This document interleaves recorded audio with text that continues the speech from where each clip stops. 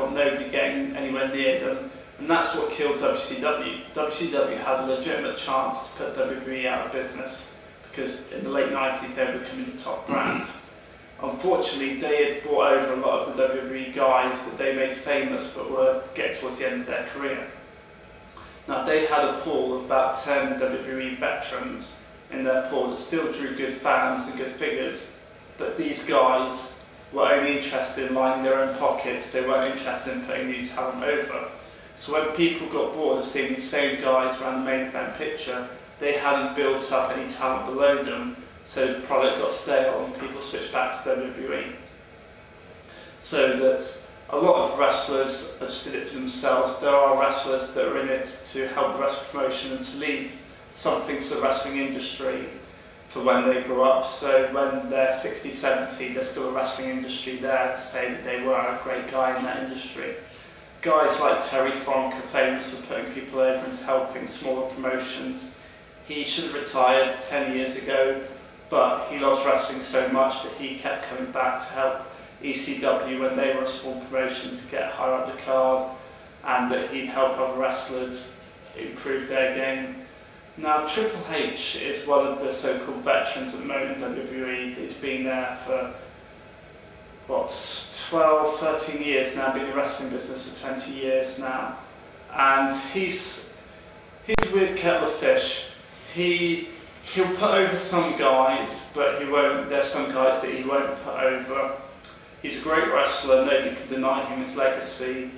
And if you get on well with Triple H, he will help you get over. But if you're not in his little clique, then he's not going to help you get over. But for the wrestling business to continue on for as long as possible, it needs the older guys to get the younger guys ready. But at the moment, to be fair in wrestling, there aren't many veterans left to do that. The main event picture now in WWE is headlined by 4 or 5 guys who themselves have only been in the business for 4 or 5 years. The only guy that's left that's been there, seen there, bought the t-shirt is Ric Flair.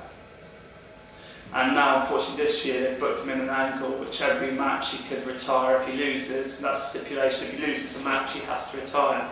So in that storyline, he hasn't got the ability to put anybody else over because he has to win every match or else he's out of there. He will eventually lose and retire this year, but whoever gets to be the one that beats Ric Flair will have that on the resume, and that will build that person, whoever they decide that person to be. Who do you reckon that's going to be? Unfortunately, I think that's going to be Triple H, who doesn't need building because they're best friends off camera, but we shall wait and see. Hopefully they give it to somebody that needs to push. Do you reckon he would stay out, or whether, I think they reckon they might bring him back just for a one-off, maybe? Ric Flair needs wrestling more than wrestling needs Ric Flair. Ric Flair's been the top guy for various promotions and seen 3 decades of wrestling at the top. For anybody, any doctor, any physio for health reasons would not let that guy wrestle anymore. But unfortunately, he's made a lot of money, but he's spent a lot of money. So to pay a lot of his debts, failed marriages, 4 kids, he has to work in the business because he needs that money. Now, setting money aside, Ric Flair probably also needs that buzz of going out and wrestling every night. When you're on the road for 300 days a year, performing in front of crowds of 20,000 every night for 30 to 40 years, how do you then go to being from that to sitting at home every day? And that's where a lot of wrestlers struggle, is the crossing over from wrestling to retirement, and that's why a lot of them don't want to retire, because they know they won't be able to cope with the vast change in their lifestyle. What about Bret Hart's style of that? Because he doesn't actually want to go back to the arena for the if he gets emotional or upset of being in front of the live crowd of audience again. So that's Bret Hart. Yeah, Bret Hart, unfortunately, he would still love to wrestle to this day, but in a match in 1999, he moved over to WCW following the famous Montreal Screwjob, and he then wrestled a wrestler called Goldberg, who was on the rise. He was WCW's biggest star at the time. But unfortunately, he was, another kayfabe term, he was green, which means that he's being pushed to the top, but he hadn't had experience and paid his dues enough to really be there.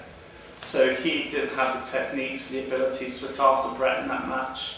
And one of his finishing manoeuvres that he was famous for was to kick to the opponent inside the head when they're running towards them. Now, a professional wrestler knows how to do that to protect the guy that they're kicking, that they would never kick them straight-legged and make them feel the full force of it. Unfortunately, in this instance, Goldberg did, and he knocked out Bret Hart and caused him to go unconscious.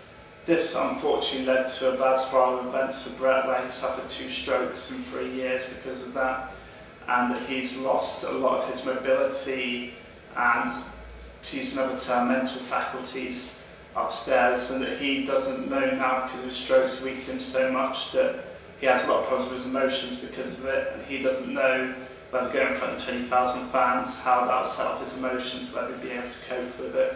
So that's the only reason that keeps him away from WWE.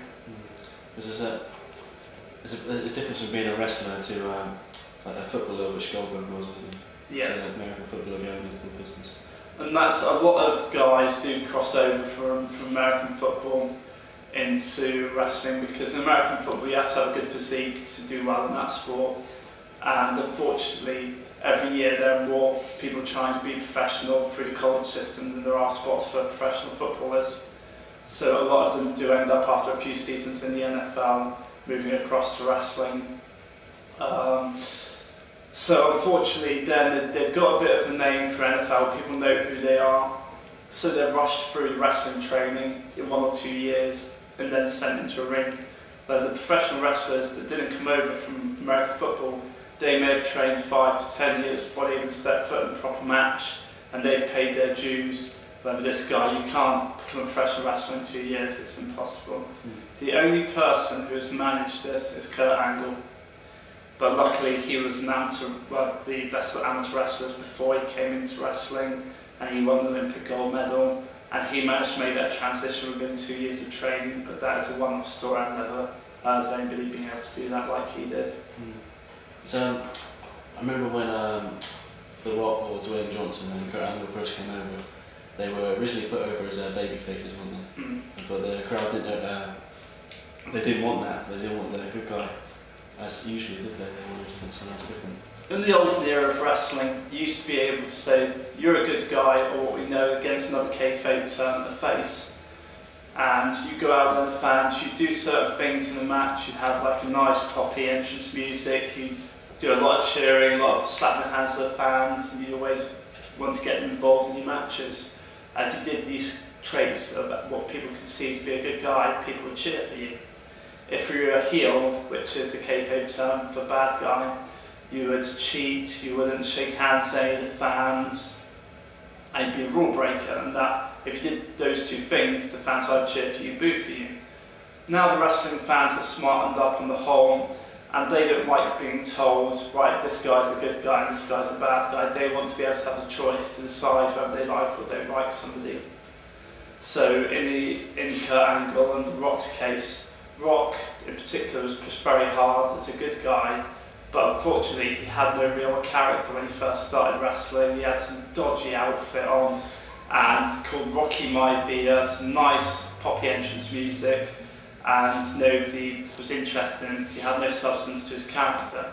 But when he went over to being a heel, he had more substance, he had more mic time, he was more entertaining, so fans were more easy to boo him because he actually believed in his character and were interested in it, rather than his face that they weren't interested in at all. Well, do you have any input or your views about steroids in wrestling? Steroids in wrestling, I think that it's a common misconception, steroids on a whole, that you pop a few steroids and you next morning you wake up with the biggest biceps known to man. That is a common misconception which doesn't happen. Wrestlers, yes, it's been the open secret in wrestling for many years that steroids are prevalent in wrestling. It's just unfortunate now with the Chris Benoit case, with it being linked to drugs, that it's waited for somebody's death to cause something to be done about it. Whether everybody knew about that, as much as they say, I didn't know steroids were in wrestling, they all secretly down deep knew it was involved and it's deeply entrenched in wrestling. Unfortunately, Vince McMahon has to take some blame for it because he pushes to the top the guys with the best physiques. That it's not always the talented guys, but the guys that are legitimately 250 pound popping muscles that he pushes. So that now wrestlers in the main event get the highest money.